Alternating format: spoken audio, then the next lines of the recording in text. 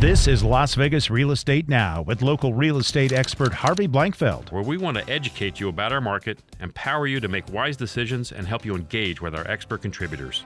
Now, Rick, we got to talk about a couple things today. Sure. I had a bunch of things. First of all, we were expecting Tracy, and I was going to tease you a little bit and try to pretend you were Tracy, but I didn't think people would fall for that.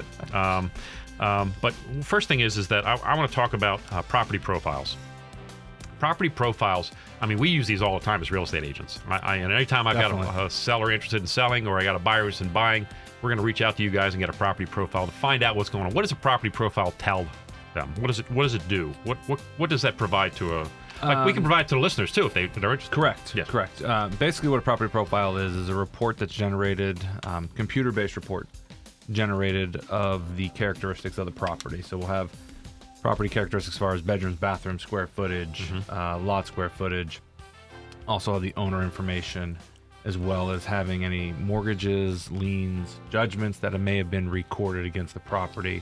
And then going a little bit more in depth, we can get a little bit of demographics as far as the neighborhood themselves, as well as local shopping in the area, as well as any some of the most recent transfers of properties and comparable sales in and around the neighborhood as well. So what it provides to say someone who's thinking about buying a home, it's going to provide you information outside of what us realtors can provide you.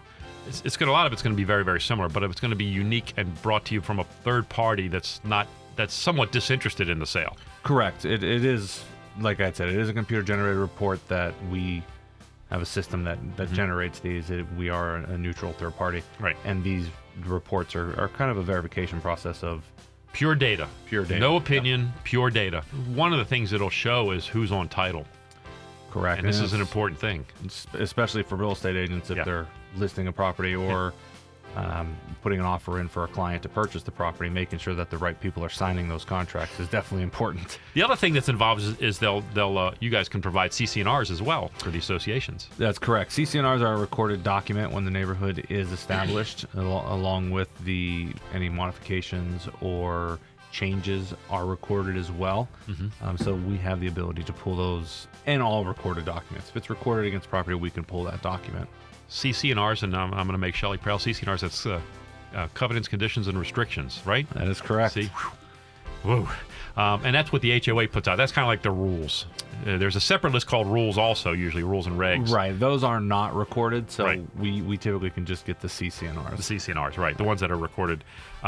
You'll also find, when you find looking for who's on title, you'll see any judgments against the property or liens.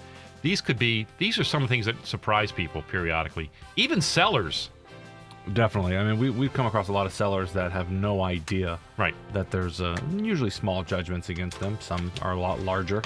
But anywhere from the Republic Service trash liens to medical liens that some of the hospitals will put on properties. Wow. Or maybe from a contractor, that did some work for you some time ago and didn't get paid or didn't think he got paid. And didn't release the mechanics lien on there. Or an old mortgage maybe that you refinanced and was paid off. There's no balance left. However, their reconveyance wasn't filed to remove the previous mortgage. We see that a lot. People will be surprised how often that happens, that the lender forgets to release the lien. Right. I mean, it's not, and it's really just a clerical issue. It's not really, oh my goodness, he still owed the money.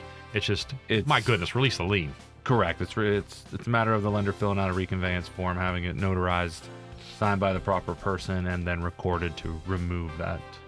This has been Las Vegas Real Estate Now. Thanks for listening, and remember to tune in every Tuesday morning at 9 a.m. on 101.5 FM, 720 a.m. KDWN.